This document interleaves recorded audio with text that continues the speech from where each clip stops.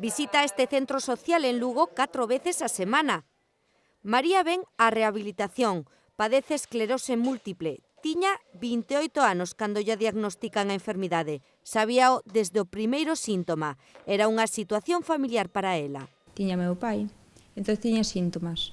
Notaba cousas, perdía a forza, perdía a visión.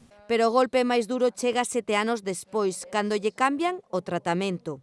Empecé a fallarme as pernas, a perder a sensibilidade, e estuve ingresada desde setembro hasta xaneiro de 2015. Ao principio pensan que é un brote continuo, pero o equipo de neuroloxía descobre que o efecto deriva da medicación. Cando volve a casa ten que comezar a vida de cero. Chego sin camiñar, chego en silla de ruedas, sigo acostada, non me aguantaba de pie, non daba ni un simple paso. As mans dela, a fisioterapeuta da Asociación de Esclerose na capital lucense, foron claves na súa recuperación. Empecé a mover brazos, cando salí do hospital estou falando. Empecé a moverme e seguí para diante. Aprendín a falar, aprendín a escribir. Estes exercicios son fundamentais a diario para estes doentes con trastorno neurolóxico que padecen 400 persoas na provincia e que afectan a maioría a mulleres entre os 25 e os 30 anos de idade.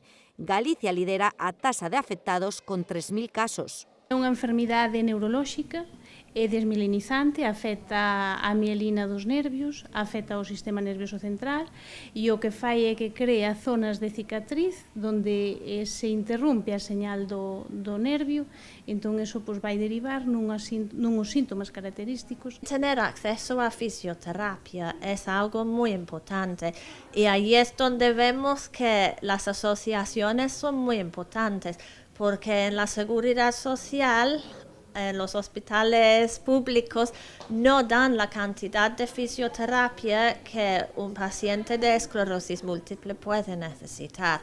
Case 100 de lucenses reciben atención profesional de Alucem nestas instalacións municipais. Pasa o tempo, divirteste, e máis hai que logo facer diferente a isto, porque senón se te empezas a dobregar non sales para diante.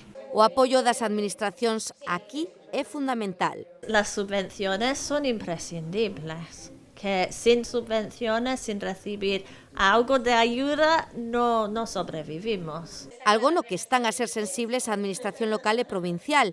Con motivo hoxe 30 de maio, Día Mundial de Esclerose Múltiple, a deputada e a Concellera de Benestar Social nunha visita coñeceron de primeira man as colaboracións que levan a cabo con este colectivo. O Concello, dentro da súa pequena aportación, que xa decíamos outro día, pequena, gran aportación, porque senón carecerían desas instalacións onde levar a cabo esas terapias a través da fisioterapia ou donde ter esa oficina donde recibir as persoas interesadas nesta enfermedade ou que buscan información sobre que tratamento seguir ou como avanzar. As dirixentes reivindicaron ademais asuntos como unha maior rapidez na diagnose. Falta todavía moita aposta por ter unha diagnose clara e certera a hora de facer despois os tratamentos médicos.